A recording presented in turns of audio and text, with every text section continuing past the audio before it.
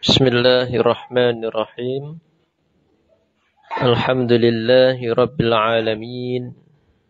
Wabihi nasta'inu ala umuri dunya waddin. Wassalatu wassalamu ala ashrafil anbiya'i wal mursalin. Seputar isim inna wa akhwatuha. Isim inna dan isim saudara-saudara inna, teman-temannya inna. Maka ketika berbicara tentang isim inna, ini adalah sebagai bentuk memurojaah tentang pelajaran khobar inna. Isim inna, ya, isim yang didahului salah satu dari huruf-huruf nasikhah, kemudian diterangkan oleh khobar inna sehingga sempurna makna jumlahnya. Mungkin langsung saja kepada contoh, ya.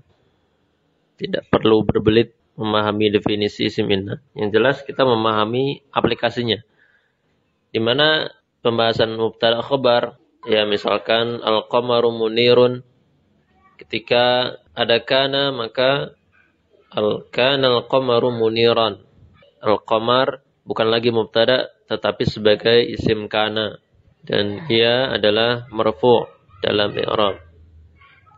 Muniran mansub sebagai khobar kana, bukan lagi atau bukan khobar al-qamar, dan ia mansub dalam i'rab. Lain halnya bila kemasukan inna atau teman-temannya inna, maka kebalikannya, isimnya mansub, khobarnya marfu'.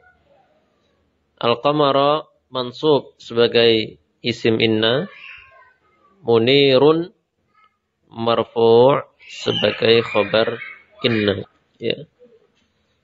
Dan ini kalau dimasuki kana berarti apa? Kanal qamaru muniran. Tetapi kalau dimasuki inna berlawanan.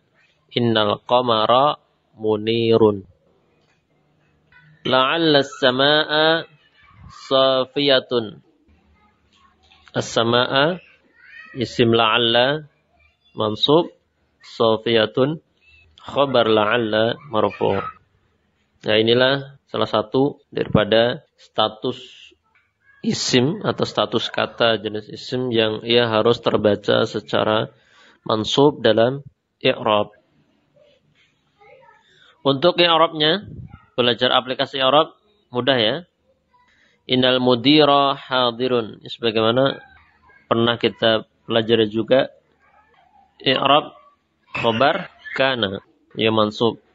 Atau i'rab temannya isim inna, gandengannya isim inna, yaitu khobar inna. Dalam tabel aplikasi i'rab itu para pendengar bisa membaca, ya, secara mandiri bagaimana aplikasi daripada i'rab isim inna.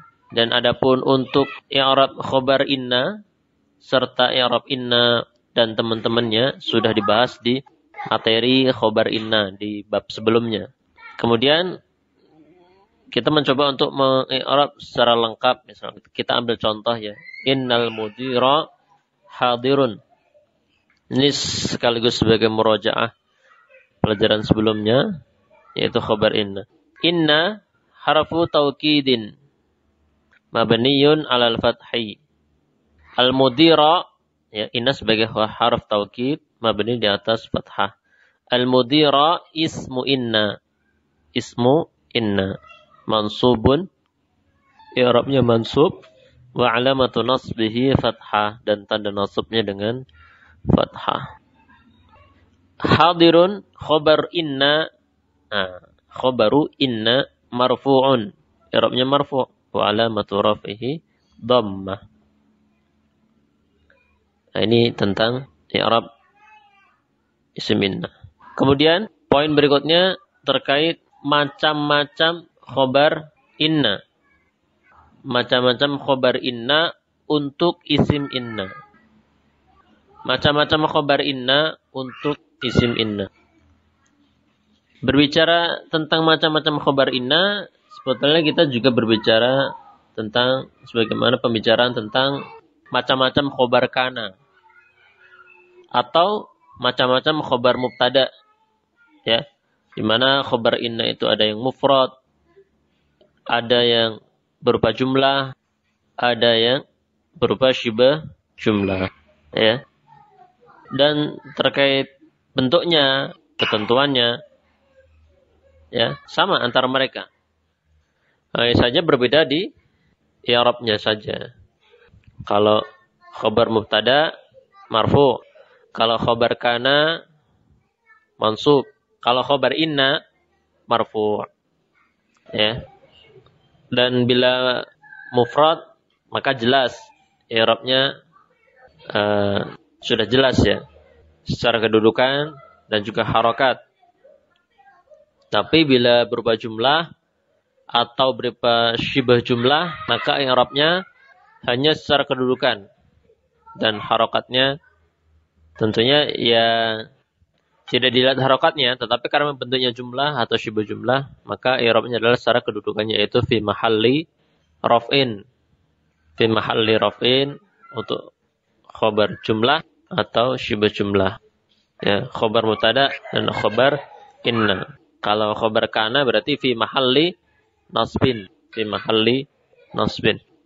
Terkait i'rab ini, ya, apa itu fi mahalli, insyaallah akan dipelajari di bab ke-8. Bab ke-8, bab terakhir di kitab Nahir, Nahwu i'rab, ketika membahas tentang i'rab mahalli. Wassallallahu wasallam ala nabiyyina Muhammad.